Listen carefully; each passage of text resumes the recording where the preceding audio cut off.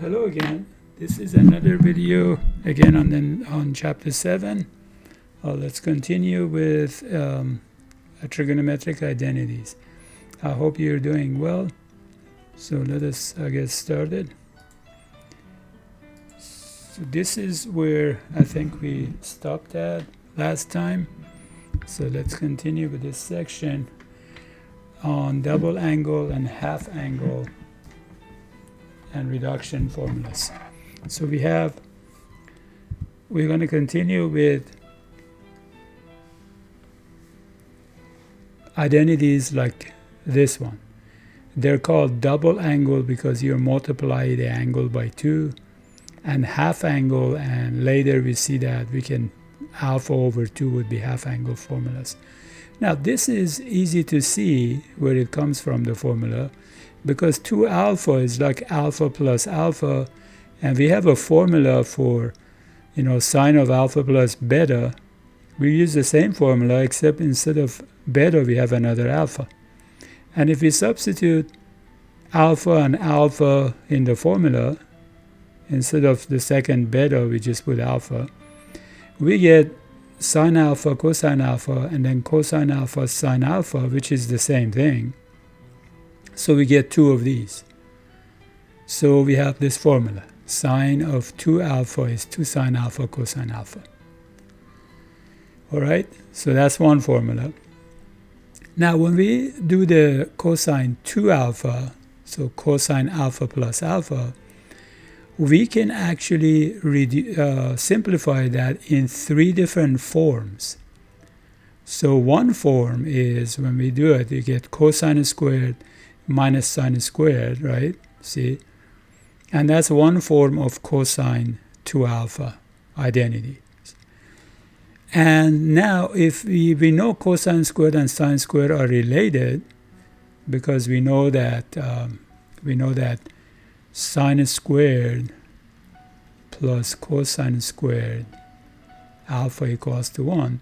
So if we substitute for cosine squared 1 minus sine squared, we get one form. And if we substitute for cosine squared here, for sine squared 1 minus cosine squared, we get another form. So one form is, if we substitute for sine squared equals to 1 minus cosine squared, or cosine squared equals to 1 minus sine squared. So here are the 2 forms. First form, we put 1 minus sine squared for cosine squared right here, and then minus sine squared. Minus sine, that's minus 2 sine squared. So that's one form. So this is the second form, right? So this is the first form of cosine 2 alpha. And then the second form is 1 minus 2 sine squared, which is this one right here. And if you write cosine squared minus, instead of sine squared, we put 1 minus cosine squared, then we get another one. So that's 2 cosine. It would be 2 cosine cosine squared alpha minus 1. Okay? So those are the 3 forms of cosine 2 alpha. Now, what is tangent to alpha? Well, tangent to alpha is tangent alpha plus tangent alpha plus alpha, which again we have a formula for. We did this last time. So it would be 2 tangent theta over 1 minus tangent squared. So we got these 3 formulas for double angle. We call them double angle identities or formulas. Cosine 2 alpha has 3 different forms, and we use the one that is more convenient in solving the problem. Okay, and let's do an example here. It says given tangent is negative 3 over 4 and theta is in the second quadrant, find tangent 2 theta and cosine 2 theta. So we just have tangent theta and we want to find tangent 2 theta. So we know tangent, let's say first cosine 2 theta. So cosine 2 theta is 2 cosine squared minus 1. We don't have cosine theta, but we can find it. Remember, if we have one ratio and we know where theta is, we have all of them. So theta is in the second quadrant, so we assume that theta is here. And now with the second definition, this is r, and we put the negative in the numerator. So this negative we put in the numerator, so it's like negative 3 over 4. And the negative 3 is going to be y, and I said this is r, this is x, and this is y. Now in the second quadrant, x is negative, so actually we have to put it in the denominator. So we have to write it like that. So x is negative 4 and y is positive 3, because this is tangent, right? Okay, so now if this is 5 and this is 4, we can find, we have negative 3 and 4. So if we have a right triangle, we have r squared equals to x squared plus y squared. Well, let me write this in a better way. Here we go. So x is a negative 4 squared is 16 plus 3 squared is 9. So r squared is 25. So r is 5. Okay, now what is cosine theta? What would be negative 4 over 5, right? So we substitute here and we just do the arithmetic. We have cosine 2 theta is 7 over 25. Okay. All right, now what is tangent to theta? Well, tangent to theta, we just want tangent and we are given tangent. We don't really have to do much work if we want tangent to theta. Just substitute negative 3/4 for tangent theta here and do the arithmetic and we get the answer, right? So this 2 cancels, one of these 2's here, so we get 2 here, and negative 24 over 7 is the answer. All right, again, you can always stop the video and think about this problem and make sure you get those 2 answers. All right, so here's another example. It says establish the identity cosine to the 4th power minus sine to the 4th power equals to cosine 2 theta. All right, so if we start with the left side, that looks like a to the 4th power minus b to the 4th power, which we can think of it as a to the second minus b to the second, right? So that means this is like a difference of 2 squares. So we can factor this as a squared minus b squared times a squared plus b squared, right?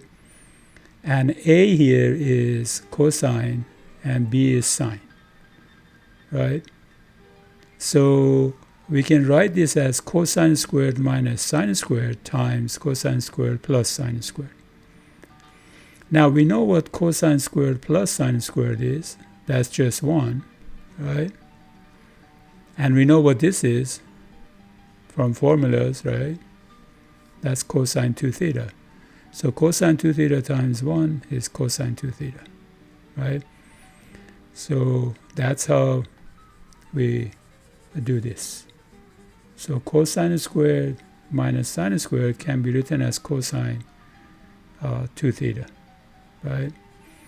That's something, as I mentioned before in other videos, something about trigonometric expressions. They can be written in a very different form, but they are exactly the same, except for the domains, right? Might change. Establish the identity tangent to alpha equals to 2 over cotangent minus tangent. Okay, again, we know tangent to alpha, the formula is right here, right? Will be 2 tangent alpha over 1 minus tangent squared alpha. Now, again, we have to look at the right-hand side and see where we are going with this. This is what we want to get. So basically, in the denominator, we need cotangent and we need tangent. And if you think about this denominator, if you divide this by tangent, you get one tangent. If you divide 1 divided by tangent, you get cotangent. So it looks like that's what we need to do in the denominator. And well, we do the same thing in the numerator, so it would be 1, right? So multiply the numerator and denominator by 1 over tangent alpha, which is 1. Doesn't change the value of this, but we can change the form of it. So it would be 2 tangent theta over tangent theta. They go away, so it would be just 2 in the numerator. And here would be 1 over tangent minus tangent squared over tangent. That gives you just one tangent, right? And that's just cotangent. And we're done. We got the right-hand side. All right, it's just a little practice looking at the chart and see which one you have to use. You can go in different paths. Maybe some of them are going to be dead end, so you have to go back and then try something else. By practice, you kind of get good at this gradually. All right. Now, reduction formulas to simplify an expression. What are reduction formulas and what do we mean by reduction? By reduction, we mean the power reduction. That means if we have like cosine squared, we can write it in a form that is to the first power. And also if we have sine squared, we want to write it in the form that has first power, not second power. Now we can do that by using these formulas that we already know. We know cosine 2 theta is that, right? You know, cosine 2 theta can be written in terms of cosine squared or in terms of sine squared. So we write it in terms of cosine squared, and then we solve for cosine. So isolate cosine. So you see the goal is to get this by itself and then take square root of it. So let's see. So we're going to get cosine. So 2 cosine squared equals to, if you take this 1 to the other side, we have to add it to this. So it would be 1 plus cosine 2 theta. 2 alpha. And then divide both sides by 2. Cosine squared equals to 1 plus cosine 2 alpha over 2. Right? Now we can take a square root of both sides and write it in terms of a square root. But we could just use this by itself as reduction formula. So you see, cosine squared goes to what? 1 plus cosine to the first power 2 alpha over 2. That is very useful in calculus and in simplifying expressions. Okay? So you see, in calculus we can integrate this easily, but not this one, because it has power. So reducing powers is a good skill to have with trig expressions. All right, so if you want cosine by itself, we can take the square root of both sides, and we're going to call this half angle formulas later.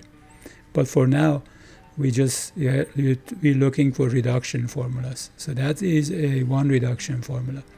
Now, to find the reduction formula for sine, we use this formula. Cosine 2 alpha equals to 1 minus sine squared. And we isolate sine squared, and we get this formula. So if you have sine to the second power, you can reduce it to, again, cosine to the first power, right? So we don't want the power. If it changes to cosine, that's fine, as long as it's to the first power. So it looks like sine squared and cosine squared are almost the same except for the sine, right? Sine has the negative and cosine has the positive. Again, you don't have to memorize these, but if you had to, then you can find ways to compare them and find patterns and memorize them. But for now, we have reduction formula for sine and cosine. All right, what about tangent? Well, we know tangent squared is sine squared over cosine squared. And we know what sine squared is. We just found it. We know what cosine squared is right there. So we divide and the 2's go away. So we get this, right? Now, I'm going to show you how you can get it in a simpler form. But for now, we have the tangent squared, which is this right here, right? This right here. So we got tangent squared. We can reduce it, reduce the power, and use cosine. We can reduce sine squared, and we can reduce cosine squared, right? And those, the three formulas are down here. All right, so an example, it says write an equivalent expression for cosine to the fourth power that does not involve any powers of sine or cosine greater than 1. So cosine to the fourth is actually cosine to the second, right? So we're going to write cosine to the second using the formula that, we have right here. Cosine to second of alpha is 1 plus cosine to alpha over 2. So it would be 1 plus cosine 2x over 2, right? Now remember, this we have to square this. So we square it. First of all, we can say the denominator would be 4, so we can bring it out, put it here, right? So this would be like the numerator is squared over denominator is squared, and we bring the denominator out as 1/4. And then this squared is 1 squared plus 2 times 1 times that plus cosine squared 2x, right? Now, are we done here? No, because we are told to write it in expressions that have no power greater than 1 of sine and cosine. The power of this is 2. So this part of it is good, but we have to again turn this into something to the first power. Now here I explained that when we have cosine squared x, that's 1 plus cosine 2 times x, right, over 2. If we have cosine squared 2x already here, well, the 2 comes from the formula, and then we have to put 2x there. So we have to write it as what? As cosine 2 times 2x, which is 4x.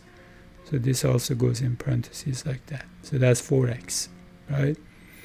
So it would be, we can apply the 1/4. 1/4 times 1 is 1/4. 1/4 times that is 1/2. And then 1/4 times this is 1/4, whatever this equals to, which is that right there. So 1/4, 1 plus cosine 4x over 2. And 1/4, this 2 comes out, becomes 8.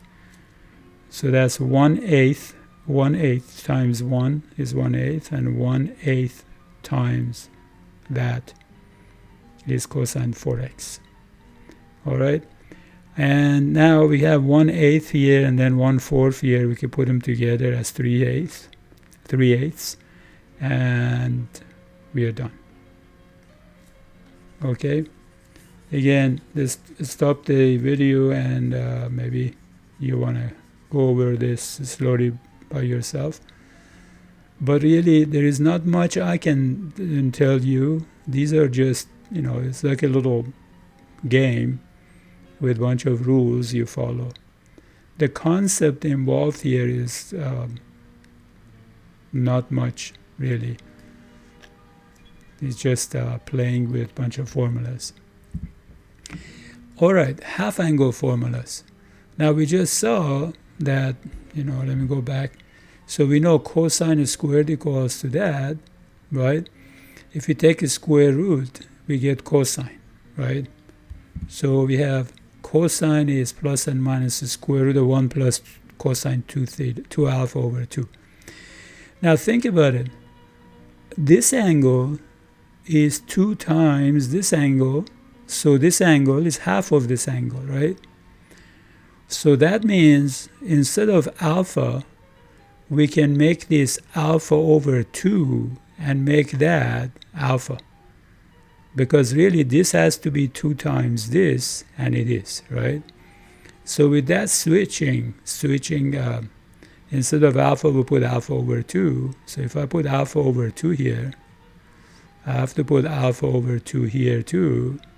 So that becomes just alpha, as you see. But this formula is called half angle formula, because you can find cosine of half of the angle using the cosine of the angle. We can do the same for sine, and we can find sine of half of an angle using cosine of alpha, and we can also do it to tangent. So tangent of half of an angle is that in terms of cosine of the angle. Okay, now this formula, you can simplify it to write it in two different forms, and I did it for you here. So these are also formulas that we use for tangent alpha over 2, and we get them from here. So by rationalizing either the denominator, so to rationalize the denominator, you want to get rid of the square root. So you multiply numerator and denominator by the same thing as denominator, right? This is 1, but this brings that out of the radical. And when you multiply this, you get 1 minus cosine squared. And we know 1 minus cosine squared is sine squared. Now this is plus and minus, but when you take the square root of sine squared, you also get plus and minus. So basically you don't need it anymore, because 2 plus and minus is just cancel each other. You know, positive times positive is positive, negative times negative is positive. So you just get this expression whose sign depends on the numerator. So you don't need a sign here, plus and minus, anymore, because the sign of it is determined by this. Why? Because the denominator cannot be negative. Why? Because cosine, the cosine can be at least, the smallest can be is -1. Here it can be -1 because it makes the denominator 0. So it's something close to -1. So the denominator is always positive. The numerator determines the sign of the angle, depending on what alpha is. Same is true here. Instead of rationalizing the denominator, you can rationalize the numerator, right? And then this comes out of the radical. Again, denominator would be 1 minus cosine squared, which is again sine squared. And with the same reason here, for the same reason, we get rid of plus and minus, because when you take square root of sine squared, you have to put plus and minus. So here, again, the sign is determined by the denominator, because the cosine cannot make this numerator negative. Because of, if cosine is anything from 0 to 1, cannot be exactly 1, but less than 1, then the numerator would be positive. And if it's negative, it still is positive. So the denominator determines the sign. So there are 3 formulas you can use for tangent alpha over 2, right? This one, and that one. All right, and this comes, of course, from substituting the expressions for sine and cosine alpha over 2. All right, so let's do an example. Find sine of 15 degrees. Well, sine of 15 degrees, if you think of cosine of 30 degrees, we know what cosine of 30 degrees is, so we can easily find this, right? So sine of 15 degrees would be plus and minus this, and we know it's positive because it's in the first quadrant, so we pick the positive one. And we substitute and we do it, right? We just bunch of arithmetic here. We make the denominators 2 over, this is 2 over 2 minus square root of 3 over 2, so you get that. And then you multiply that by 1/2. When you divide by 2, that's the same as multiplying by 1/2. And you got square root of the numerator over square root of the denominator, which is 2. So that's the exact value. Again, you can stop the video and go over this yourself. All right, find tangent alpha over 2 given that alpha is in the third quadrant and tangent is 8 over 15.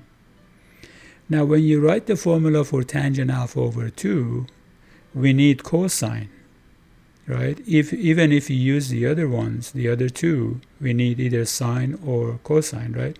So if we want to use this formula, we need cosine. So what we do, we have done this before, you know, is in third quadrant, so you put a point here, and you're going to use second definition.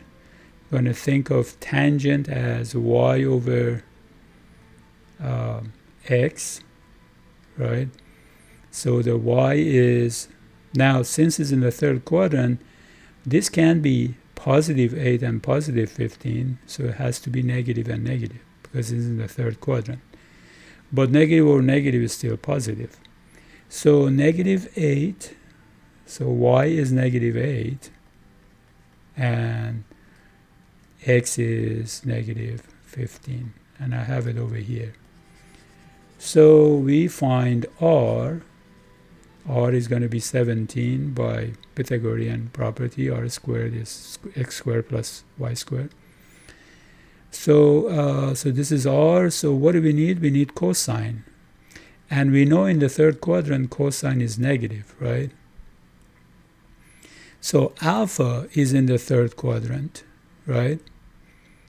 Alpha is in the third quadrant, so alpha over 2, you divide everything by 2, alpha over 2 turns out to be between pi over 2 and 3 pi over 4, right? So that's alpha over 2. Now, so we know that between pi over 2 and 3 pi over 4 is about here, so the angle is somewhere over here. And we know tangent here is negative, right? So tangent of alpha over 2 is negative, right? And cosine of it also is negative. We know cosine, of course, we have x and we have r, so we can find cosine here, negative 15 over 17. That's cosine alpha. But tangent alpha over 2 also has plus and minus, so we have to decide which one we want to pick. How do you decide? From here. Because alpha over 2 ends up being here, and here tangent is negative. So we pick the negative one. And then we put the value of cosine, and we're almost done. You do the arithmetic, and you get negative 4. Okay? All right. So this is very easy. So I'm going to do this as well in this video. And then next video, I'm going to do solving equations. Sum to product and product to sum formulas. Now, from these formulas for difference and sum of angles, if you sit down and write all of them down and try to combine them together, you find something interesting. That if you add, for example, cosine alpha minus beta to cosine alpha plus beta, see, add the left sides and add the right sides of the formulas. What happens is that some stuff get canceled, you see, they get canceled. This is the formula for alpha minus beta, this is formula for alpha plus beta. So when you add the left side and the right side, you end up with cosine alpha minus beta plus cosine alpha plus beta on the left. And on the right, they go away, so you get cosine alpha cosine beta plus cosine alpha cosine beta, which is 2 cosine alpha cosine beta, right? And here is something interesting. If you divide both sides by 2, then you see you have an expression that is a product of 2 cosine, right? And the left side ends up being what? The sum of 2 cosine. So this is called product to sum formula. This is a product, right? Is a product that turns into a sum. And they come from combinations of what? Of the formulas that we already talked about. And again, you don't have to memorize them, but that's how you can turn a product into a sum. And if you do the same thing with others, you can find more formulas. And I give you all of them here. So in the table, you're going to see cosine, cosine, you have a formula. Sine, cosine, you have a formula. Sine, sine, you have a formula. And cosine, sine, you have another formula. Okay? So, so either of these products, if you have, and it's very useful in calculus. Again, in calculus, these are not easy to integrate, but this is easy. So that's why we like to turn a product into a sum. So these are the formulas. They're very easy to use. Here is an example. It says express this as a sum or difference. So this is cosine, cosine. So we're going to use this formula, cosine, cosine, right? So here alpha is 3 theta and beta is 5 theta. So we just substitute in the formula. And we end up with what? We end up with 1/2 cosine negative 2 theta plus cosine 8 theta. Now, cosine negative something is the same as cosine something, right? Because cosine is an even function. So these are the same. So we get this, cosine 2 theta plus cosine 8 theta, right? And that's it. That's how we apply these formulas. Now, sine, sine is that. So if you look at these formulas that we find for product, with a little bit of algebraic acrobatics, you can turn it into sum to product formula. Instead of product to sum, you can turn it into sum to product. How we do that is this. So let's start with one of them, sine, cosine, right? Here, if you think of u be alpha plus beta, again, this is an algebraic trick, so we can change the structure of this. So instead of alpha plus beta, we put u, and instead of alpha minus beta, we put v. So this is our u, this is our v, right? This way, we can find a formula for sine of something plus sine of something else, right? So let's see, this is v and this is u, right? So if that's the case, then if you add u and v together, that would be a plus beta plus a minus beta. The betas go away, so it equals to 2 alpha, and alpha is u plus v over 2, right? So in order to have that, all we have to do is what? If this is u, this is v, then we can change alpha here to u plus v over 2. And beta, if you subtract u minus v, so it would be a plus beta minus a minus beta, and distribute the minus, the alphas go away, so we get 2 beta. This minus makes this plus 2, right? So now beta is u minus v over 2. So with this trick, look, if this is sine u and this is sine v, then this would be sine of u plus v over 2, and the other one would be u minus v over 2. That's it. So we have a formula for what? Turning a sum to a product. This is a product here, right? We are multiplying these two here, but we are adding these two here. So with this little algebraic trick, we have a formula for what? For sum to product, right? So you see that if we have sine of u plus sine of v, and if you multiply both sides by 2, we can get rid of this 1/2 here, right? So if you multiply by 2, put a 2 here, right? Put a 2 here and then get rid of this right here. So this is sine u, and this is sine v. So sine u plus sine v equals to 2 times sine of u plus v over 2 times cosine u minus v over 2, as you see here.